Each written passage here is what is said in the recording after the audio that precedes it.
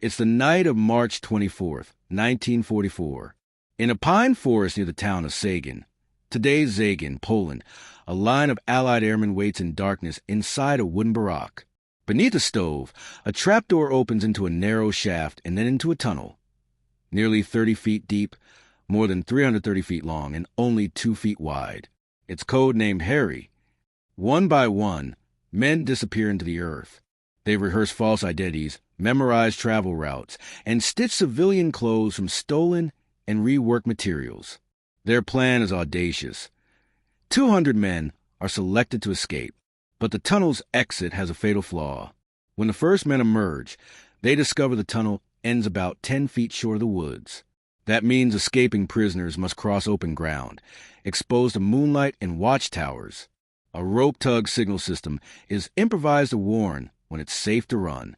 Even so, 76 men manage to get out before a German guard spots the 76th man, and the alarm is raised. The escape that was supposed to free 200 becomes a frantic, unfinished breakout. And what happens next will turn this from an escape story into a murder investigation. Stalag Luft III was a German prisoner of war camp for Allied airmen. Opened in March 1942, built deliberately to prevent tunneling. It sat on sandy soil, with huts raised to make digging harder. Even so, it became a camp filled with expert escapers, men who had already tried to break out of other camps and were sent here because the Germans believed it was escape-proof. Inside the camp, prisoners formed an escape committee, a structured organization coordinating tunnels, forged documents, civilian clothing, maps, compasses, and lookouts. Their goal wasn't just personal freedom. In the logic of aircrew POW culture, escape was a form of continued resistance, forcing Germany to divert manpower and resources into guarding, searching, and transporting prisoners. The man who would become central to the plan was a South African-born RAF officer, Squadron Leader Roger Bushell, codenamed Big X. Bushell was a trained barrister, fluent in languages, with a reputation for organization and relentless focus on escape, despite, ironically, being claustrophobic. Shot down in May 1940 during operations connected to retreat toward Dunkirk, he became a POW and attempted multiple escapes even before arriving at Stalag Luft III in May 1942. At Stalag Luft III, Bushell helped drive the plan that would become the Great Escape. 3 tunnels, Tom, Dick, and Harry. The plan used redundancy as deception. If the Germans found 1 tunnel, the prisoners hoped they wouldn't suspect there were 2 more. Tom was discovered and destroyed. Dick was later abandoned. Harry became the final route out. What made the Great Escape extraordinary wasn't only the tunnel. It was the scale of coordination. More than 600 POWs worked on operation over roughly 15 months, with about 200 selected to go through Harry on the night. Harry was nearly 30 feet deep and extended more than 330 feet, an engineering project built with stolen and improvised materials.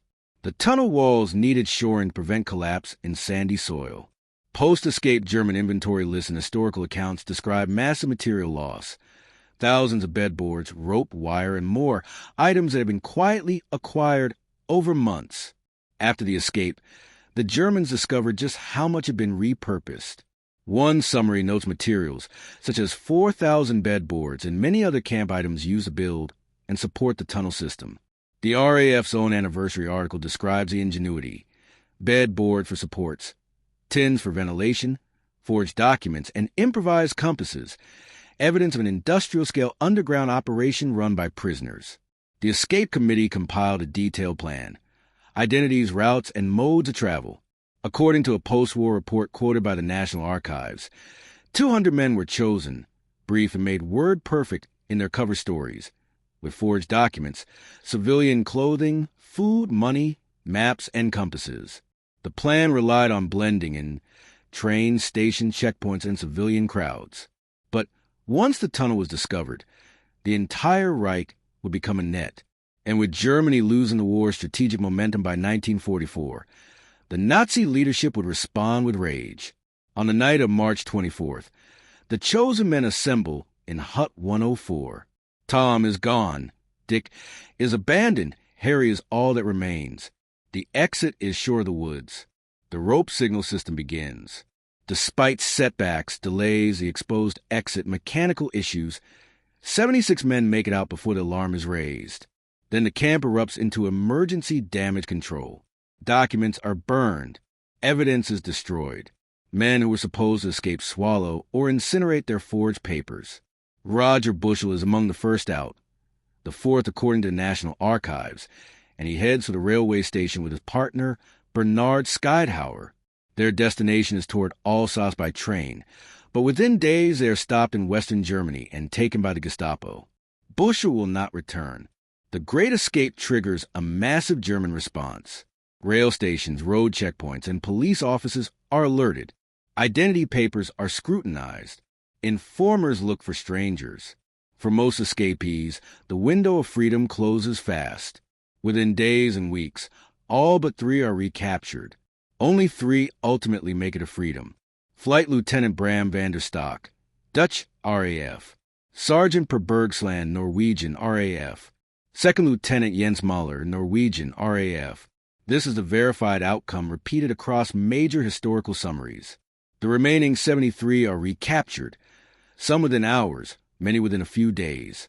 The escape becomes a national humiliation for Nazi authorities, and the regime chooses terror as its answer. Hitler orders brutal reprisals. Senior officials argue, but the outcome is catastrophic. 50 of the recaptured men are selected and executed by the Gestapo, their deaths disguised as shot while trying to escape. The killings violate the Geneva Convention protections for prisoners of war, something acknowledged directly in historical summaries. The executions are carried out over the following weeks, often in small groups in different locations, designed to conceal the scale and create the false impression of lawful shootings during recapture attempts. Bushell and Skeidhauer's murder is documented in detail by the National Archives. Arrested on March 26, taken for political interrogation. Then on March 29, their car stops on an autobahn near Ramstein, where they are killed. The Germans officially claim they were shot while attempting to escape. After the murders, bodies are cremated.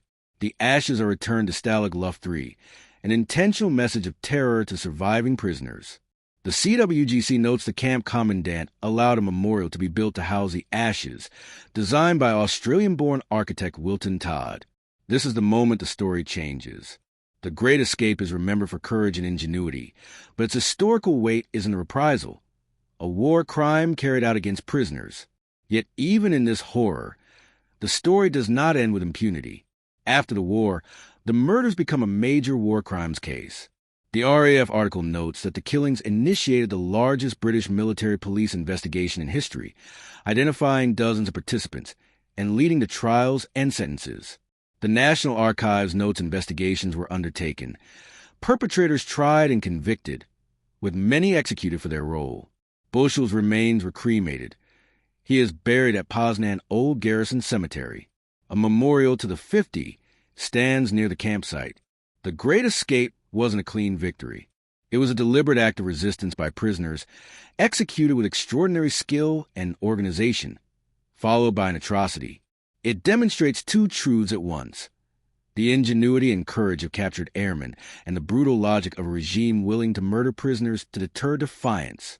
On the night of 25 March 1944, 76 men escaped Stalag Luft III through Harry. 73 were recaptured. 50 were executed. 3 made it to freedom. The story became famous through film, but the real story is harsher. Bravery met by vengeance, and later, investigation, accountability, and remembrance. The Great Escape is not just a tale of tunnels. It's a warning about what regimes do when embarrassed, and a testament to what human beings do when they refuse to surrender their will.